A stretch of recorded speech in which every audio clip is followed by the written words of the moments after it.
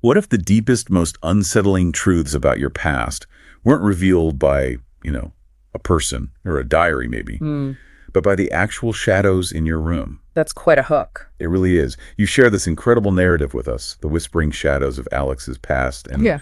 wow, what a story. So today we're doing a deep dive into this really chilling tale. Okay. It's all about buried family secrets and how truth can surface from these completely unexpected sources, maybe even supernatural ones. Exactly. It pushes those boundaries. We'll guide you through it, through all the bends in reality and how past just refuses to stay hidden sometimes.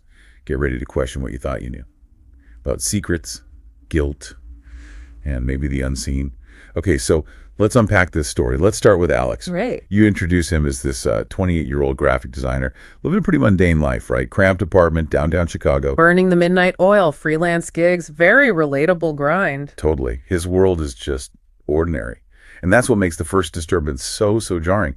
He's up late, working, hunched over his laptop, and then he hears them. Faint whispers, just after midnight. Yeah. And like anyone would, he tries to brush it off. Wind, noisy neighbors, maybe just exhaustion. Standard procedure for strange noises at 1 a.m. But then the whispers get specific. They don't just call his name. They ask, Alex, remember the red bicycle? And that changes everything. That intimate detail is so crucial. It is, isn't it? Yeah, because it's not just some random sound anymore. It's not something you can easily rationalize away. By linking this weird, inexplicable thing to a really forgotten, deeply personal memory, it's like the psychological invasion. Well. It just bypasses all his attempts to be skeptical and hits this like primal nerve of unease. And it was specific. This wasn't just any bike. It was that rusty one his dad gave him. Oh, Lithy His Dukes. 8th birthday. Exactly. And he crashed it the very next day, got that scar he still has. Wow. So imagine that. How unsettling would it be if some unseen thing used one of your specific, maybe even half-forgotten childhood memories to get your attention? It really challenges your rational mind, right? In a profound way. Oh, absolutely. The story says he just freezes. You can feel the disbelief. Like, how could sounds know that? He tries, really tries to shake it off. Yeah. Blames exhaustion. But the whispers keep going, even when he turns off the lights. The persistence is key, too. It's not a one-off auditory hallucination. Right. And it gets worse. The second night, they're back. Louder this time, more insistent. Alex tried to push through, coffee, work. Ignore it. But past 1 a.m., there they are again, slithering out of the shadows. And then they go deeper. Yeah, this time it's not just the bike. They tap into memories he'd sort of buried. They murmur, Alex.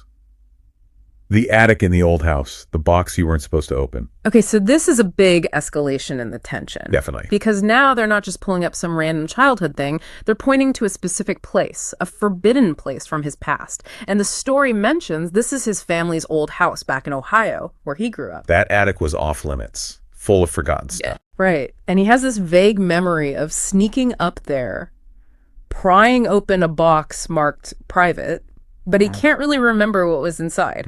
So the narrative uses this, classic forbidden space idea to build suspense. It's just the whispers are leading him and us somewhere much more significant than just a bike crash. And oh boy, does it get significant. This is where your story takes that really dark turn, a profoundly unsettling one. Because after the attic comment, the whispers don't just hint anymore. They drop this bombshell. They hid it from you, Alex. The truth about your mother. Wow. Okay. Yeah. His mother died when he was 5, supposedly a car accident.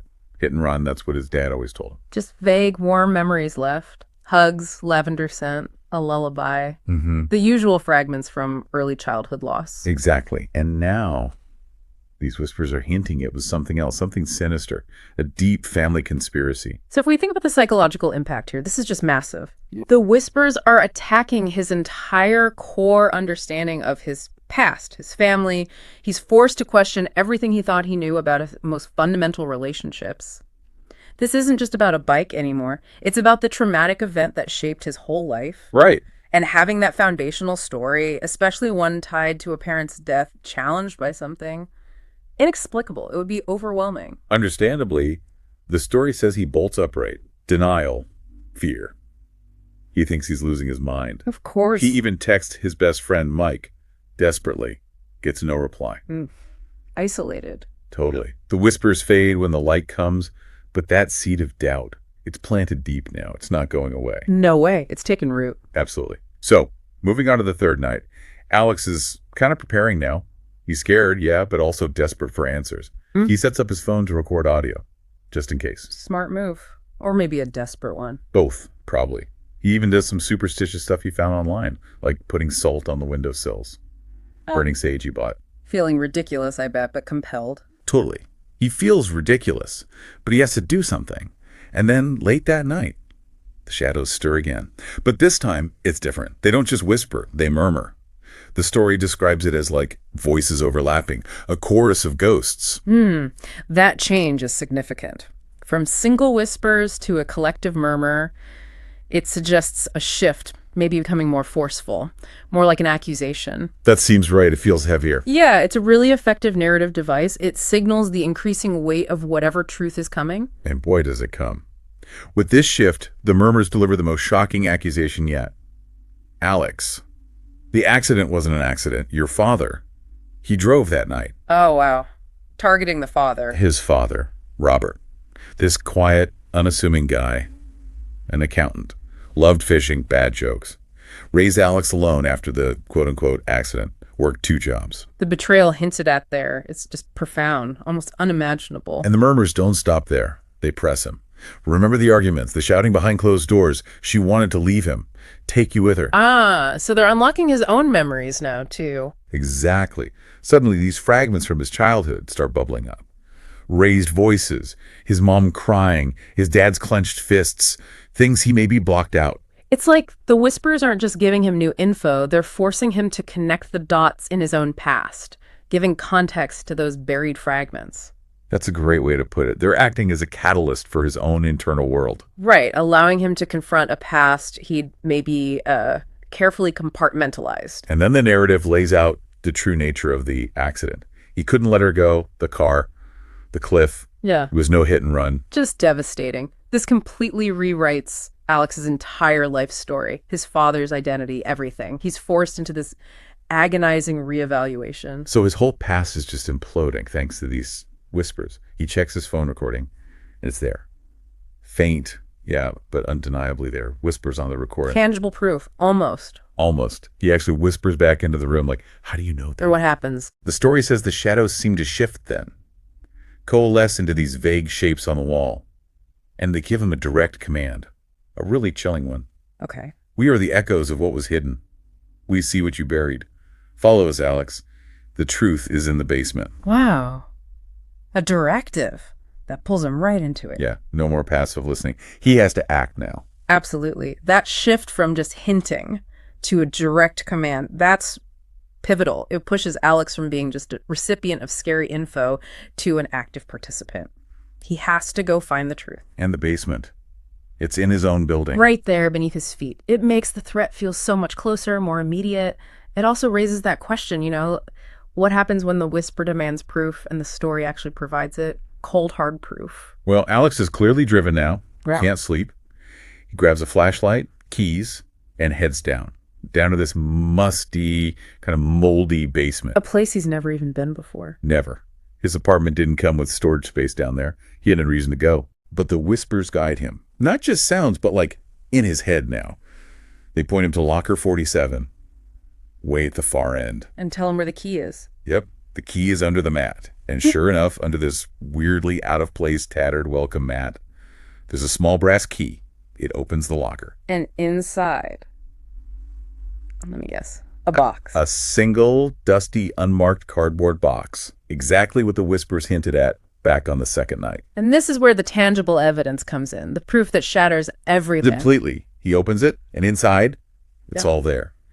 Yellowed photos his Terrence, young and happy at first, but then strained. You can see the tension, the arguments frozen in time. Chilling. What else? A stack of letters from his mother to a friend, detailing her fears. Robert's temper is getting worse. I'm scared for Alex. I have to leave. Oh my God. This isn't just his memory anymore. This is external validation, physical proof. And then, maybe the most gut-wrenching thing, a necklace. His mother's, with a lavender pendant he recognizes. But the clincher. Newspaper clipping. From the night she died. Headline. Local woman dies in suspicious crash. Suspicious. Yeah. The article mentions brake failure.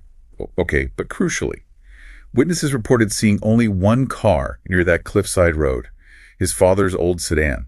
No hit and run. So there it is, the cold, hard proof. It shifts the whole thing from maybe psychological, maybe supernatural, to undeniably real, at least the crime part. Undeniably. This isn't theory now. It's right there in his hands. Precisely. These physical items, they elevate the story. It's not just a haunting anymore. It's like a supernatural detective story. The victim's past brought to light by these shadows. And the whispers confirm it all. They swell around him in the basement saying, "He did it, Alex. Pushed her over the edge, then hid the evidence, moved you away to start fresh. But shadows remember." Look at those bumps. And then Alex remembers something himself. Yeah.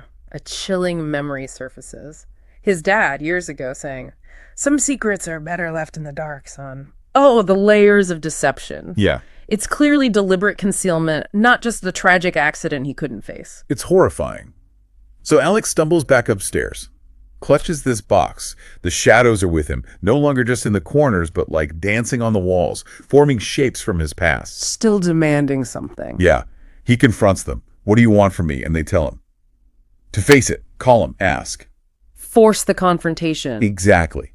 So, with shaking hands, he dials his father. It's 3 a.m. But he answers. He answers, voice groggy but alert. Alex just asks him straight out, "Dad, the accident, Mom, was it really an accident?" In the silence. The silence stretches, then a sigh, and Robert just asks, "How did you find out?" The admission right there. Total admission. He confesses everything. It was an argument that went too far. She was leaving me, taking you. I lost control. Admits he tampered with the brakes, thought he could cover it up, moved them away, buried the evidence in that old attic box. Devastating confirmation. All his worst fears realized. But then, the story throws in another twist, an even more chilling one. What more? Robert confesses he followed Alex to Chicago, rented an anonymous apartment in the same building. No. Yes, Yeah. and stored the box there in locker 47. Says he did it in case you ever needed to know, but I hoped you wouldn't. That is, wow. Okay, let's unpack that. This isn't just murder and cover up. This is continuous hidden surveillance. It's a profound, ongoing betrayal. He didn't just kill a mother and run. He stayed close, watching his son from the same building. That adds this incredibly insidious layer of psychological horror. The person he trusted most was not only a killer, but a constant hidden observer. Yeah. What's really fascinating here is just the sheer weight of that layered deceit. Alex has to grapple with this completely rewritten history, this ultimate betrayal. And the whispers react. The whispers laugh then, according to the story, a chilling echo. He watched you, Alex, from the shadows, always close. And Alex finally gets it. The whispers weren't his dad manipulating him. They were something else. The narrative calls them supernatural guardians of truth, born from the guilt and lies. Interesting framing. Guardians of truth. Robert pleads, right. "I did it for us. Forgive me, son." But Alex, his world is just shattered. He hangs up. I don't blame him. And the shadows, they envelop him. Voices become a cacophony, demanding one last thing. Justice, Alex. End it. Wow. So they pushed him all the way to confrontation and now demand resolution. And resolution comes. Justice is served. The police show up the next morning. Oh. An anonymous call tipped them off. It was Alex's own voice from a recording on his phone, sent automatically, apparently. He doesn't remember doing it. The shadows working through him, maybe, or his subconscious finally acting? The story leaves it open. But the police find the box, the evidence. Robert confesses everything. He's arrested. And the whispers. The shadows. After that night, silence. They quieted down. The shadows just went back to being shadows. Normal. Unassuming. Huh. Their job's done. Seems like it. Alex moves out, starts over, finds closure in a way, but imagine the trauma. The way his whole reality was just dismantled. That has to endure. Oh, absolutely. And the narrative leaves us with that really interesting ambiguity, doesn't it? Yeah, about the whispers themselves. Exactly. What were they? Purely supernatural beings drawn by injustice, acting like moral enforcers? Or does the story cleverly suggest something else? That maybe immense guilt, repressed trauma, maybe that can manifest its own voice, compel us to face what we bury, even to the point we externalize it, call it whispering shadows. It really blurs that line between the psychological and the paranormal. It does. Yeah. And the story leaves it for us, for you listening, to ponder. which is maybe more powerful. What a journey you took us on with this narrative. Yeah. Just following Alex through this harrowing ordeal, from just dismissing weird sounds to confronting the absolute darkest truth about his family, all guided by these, enigmatic whispering shadows. I think the key takeaway here really is that powerful idea that some truths they refuse to stay buried. They will come out. And sometimes, the most profound, the most disturbing revelations, they come from completely unexpected places, unsettling places, even deeply personal ones, demanding to be heard. Exactly. That enduring power of hidden secrets and how they inevitably emerge. It's something to think about. It's like they find their own voice sometime. Whether that voice is internal or supernatural, or maybe some mix of both. Right. So we'll leave you with this final thought to mull over. If shadows can remember, if they can speak the truth, what secrets might they be holding on to? Unknowingly. Just waiting for the right moment to step out and demand to be heard. What echoes of the past might be waiting in your own quiet corners? Definitely something to think about. Thanks for diving deep with us today.